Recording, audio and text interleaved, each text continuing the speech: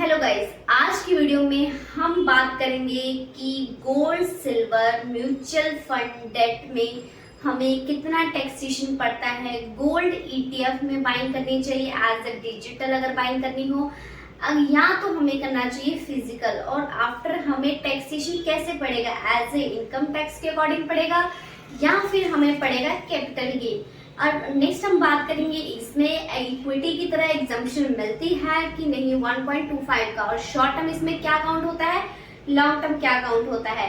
तो इसी सारे क्वेश्चन का आंसर इस वीडियो में मैंने आपको बताया है। तो आप ये वीडियो के एंड तक बने रहिएगा और मेरी वीडियो स्टार्टिंग से लेके एंड तक जरूर देखिएगा। मैं निशा, आप देख रहे हैं निशा वेल्थ हब।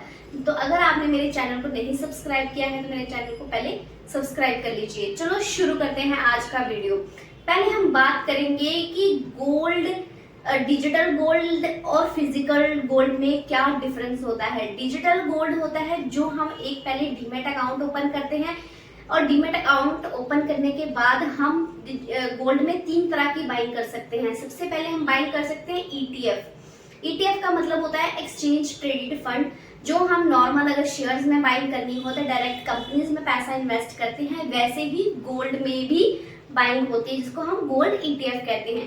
पहला आप गोल्ड ईटीएफ में बाइंग कर सकते हो फर्स्ट, और सेकंड आपके पास ऑप्शन आती है सोवरेन गोल्ड बॉन्ड, जिसकी ट्रेंच हर साल आती थी।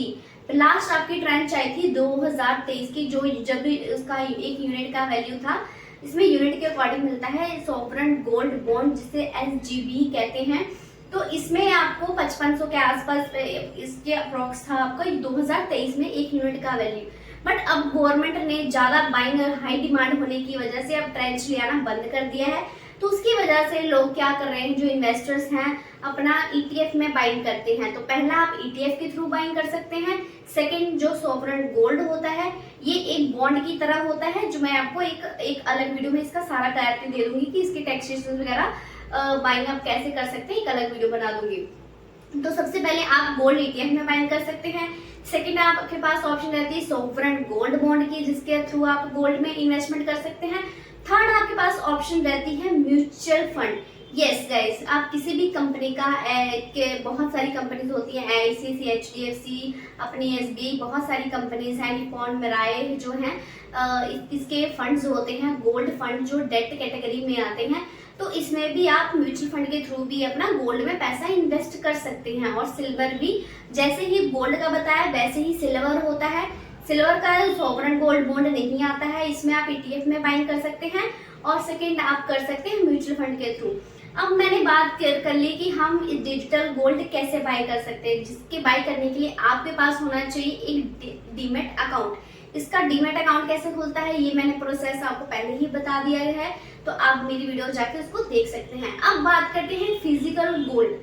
अब जैसे हम फिजिकल गोल्ड हम डायरेक्टली शॉप पे जाके बाइंग करते हैं, एज ए ज्वेलरी या फिर बिस्किट्स वगैरह बाइंग करते हैं। बट उसमें और डिजिटल और फिजिकल गोल्ड में क्या डिफरेंस होता है गाइस, कि फिजिकल गोल्ड में आपको जीएसटी पे करनी पड़ती है। जीएसटी, उसके ऊपर मेकिंग चार्जेस पे करने पड़ते हैं, जीएसटी देनी पड़ती है, उसका स्टोरेज का टेंशन रहता है। प्लस अगर सेलिंग का भी, अगर किसी को सेलिंग करनी हो तब टेंशन रहता है, बाय तो कर लिया, सेलिंग का भी टेंशन रहता है।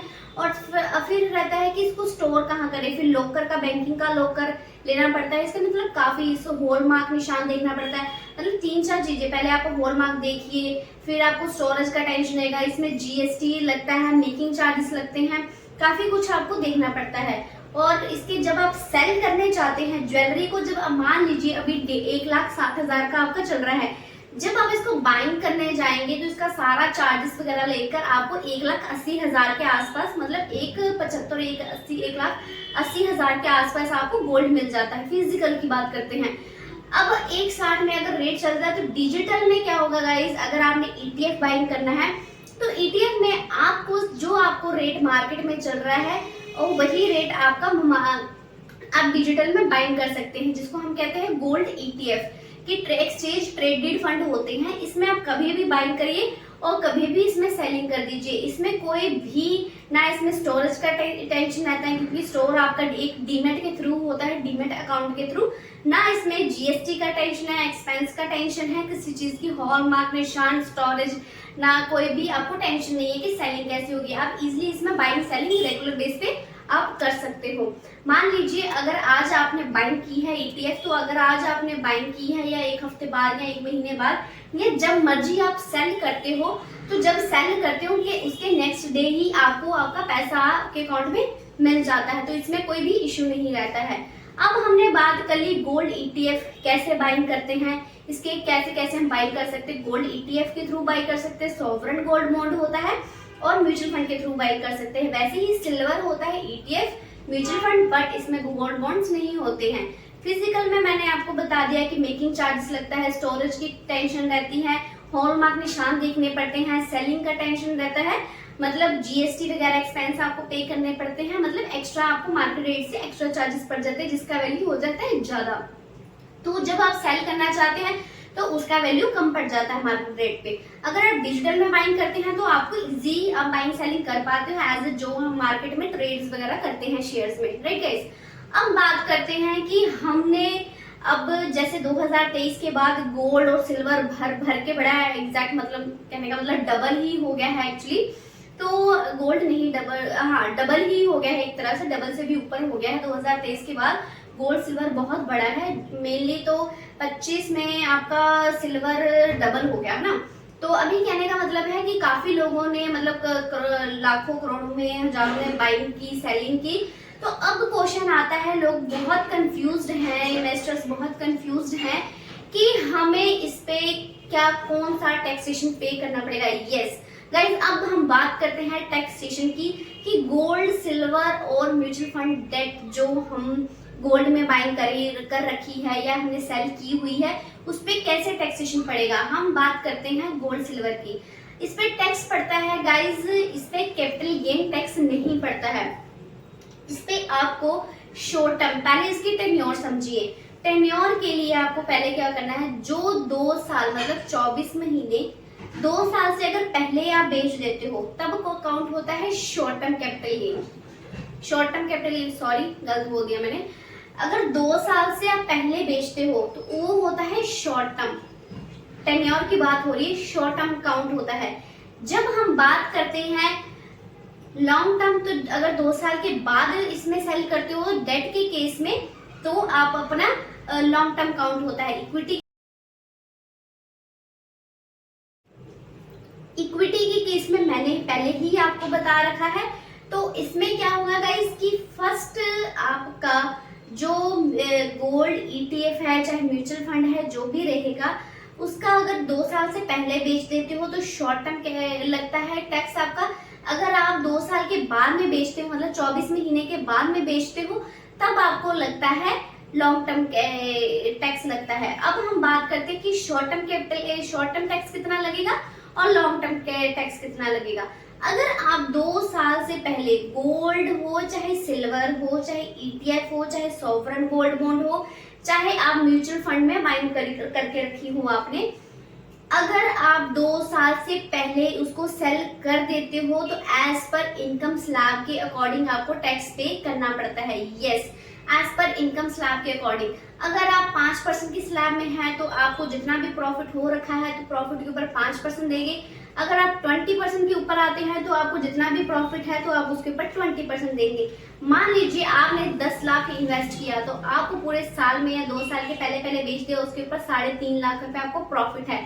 तो 3.5 लाख के ऊपर अगर आप इनकम स्लैब में अगर आपको तो निल है तो फिर तो वेल डन, क्योंकि आपको टैक्स नहीं पे करना पड़ेगा।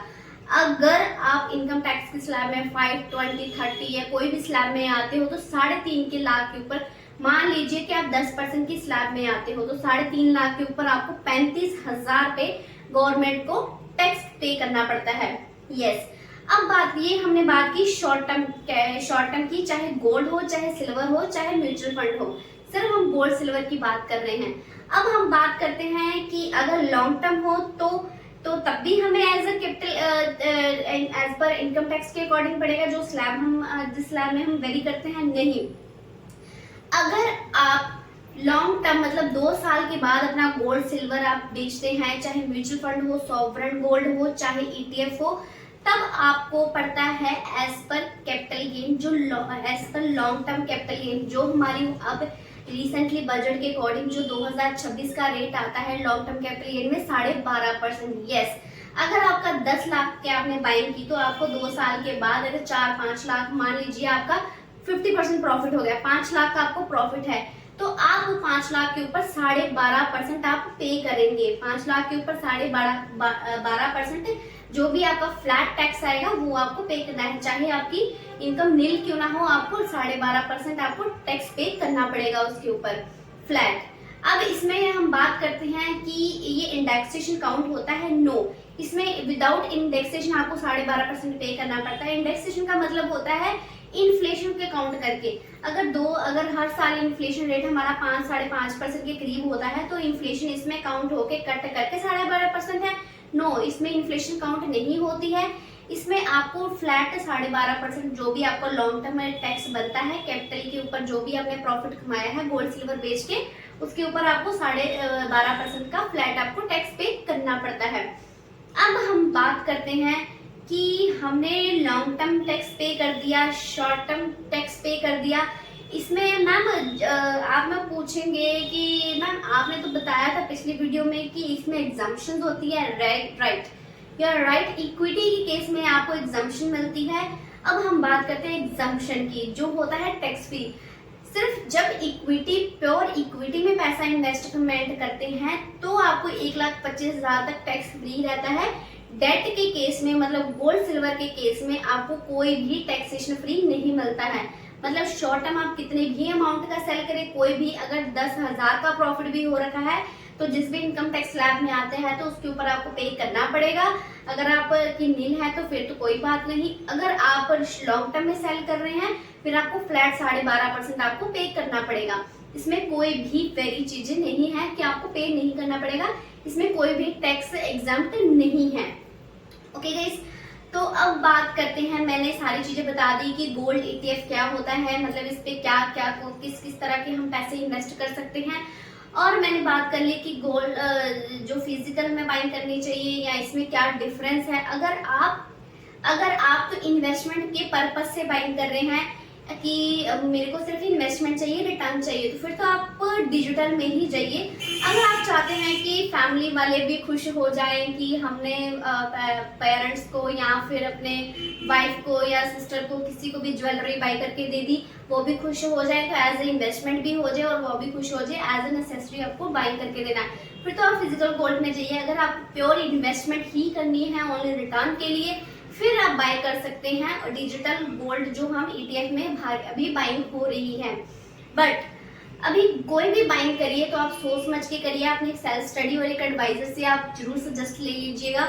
अगर आपको ये वीडियो अच्छी लगी हो तो मेरी वीडियो को लाइक करें, कमेंट करें, शेयर करें और सब्सक्राइब करना बिल्कुल मत भूलिएगा। अगर आपको नेक्स्ट टॉपिक कोई और भी चाहिए होगा तो मुझे कमेंट करके बता सकते हैं कि आप नेक्स्ट वीडियो किस टॉपिक पे चाहते हैं। Thank you.